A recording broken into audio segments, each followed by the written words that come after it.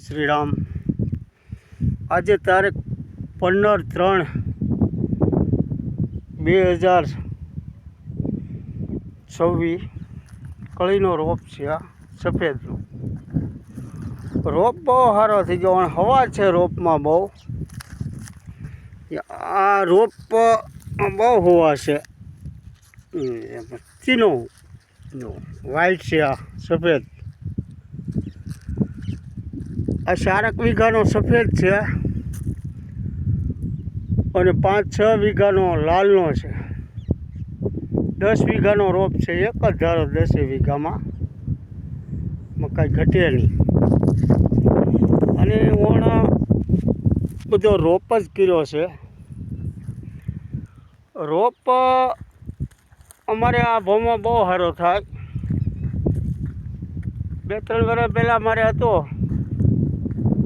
વીઘે 300 મણ કળી થઈ હતી, પણ એવો જ હવા છે, એટલે કળીમાં બહુ હવા છે।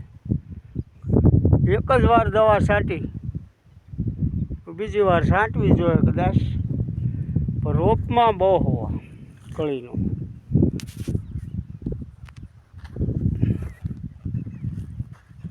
એક જ ધારો 10 વીઘામાં આ સફેદનો છે।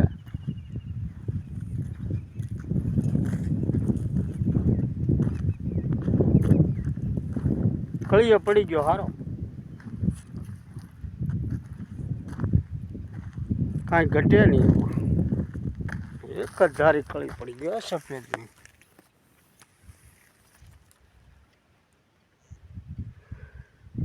મને લાઠે એવો હરખો કર્યો ને, એક જ ધારું પીવે બધી। આ લાલનો છે, લાલનું બિયારણ બહુ સારું છે, એમાં કાંઈ ઘટે નહીં। જુઓ હવા બહુ છે, મૂળિયાની દવા પાઈ ને પીસીનો।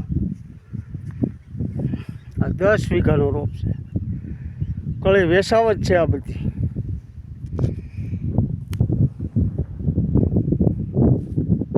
વૈશાખ મહિનામાં પાકી જાય કળી બધી। આ કળી વેચવાની જ છે, 10 વીઘા। ખેતરમાં મેળવ, ખેતરમાં નકર મેળે ભરી દેવું।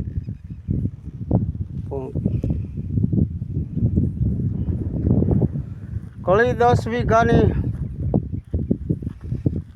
2200 મણ થાય।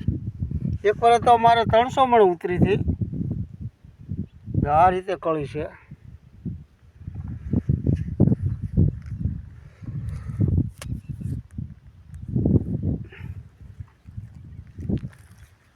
કળીમાં બહુ હવા છે, કારણ કે જે વાતાવરણ આ જે દુકાળ પડે છે એમ પાછો ઝાકળી પવન થઈ જાય છે, એટલે રોપમાં હવા બહુ આવે।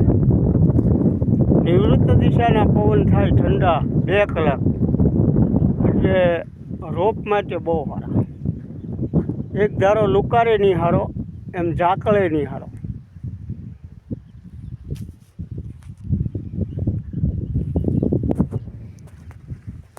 આ લાલનો છે, એમાં કાંઈ ઘટે નહીં। કળીએ બસ હવે પડી જાય, આખલી DAP નાખી દેવાનું છે વીઘે 8-10 કિલો, કળીએ પડી જાય સારા મારો। 10 વીઘામાં ક્યાંય ખાલું નહીં।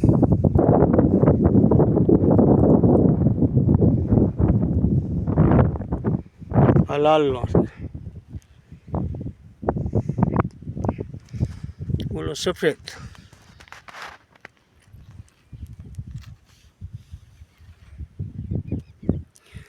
જય શ્રી રામ।